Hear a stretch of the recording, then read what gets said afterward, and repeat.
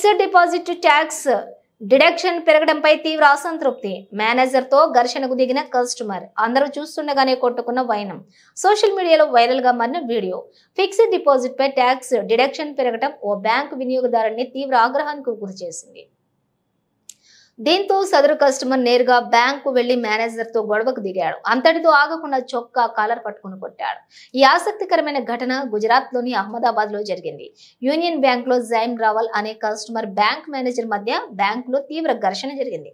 Fixed deposit పై tax deduction పెరగడం customer ను నిరాశకు గురిచేసిందని, ఘర్షణకు దిగడానికి ఇదే కారణమని తెలుస్తోంది. ఈ ఘటనకు సంబంధించిన వీడియో సోషల్ మీడియాలో వైరల్ గా మారింది.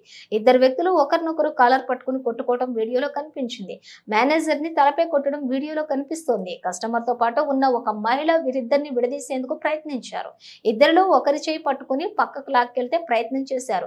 కస్టమర్ ను ఒక్క చెంపదెబ్బ కూడా కొట్టి గొడవ ఆపాలని కోరారు. అయితే చివరకు ఇద్దరు గొడవ ఆపి దూరంగా జరిగారు. అయితే సదరు కస్టమర్ రెండోసారి దాడికి తెగబడ్డాడు. ఈసారి మరో బ్యాంక్ ఉద్యోగితో గొడవకు దిగడం గమనార్హం.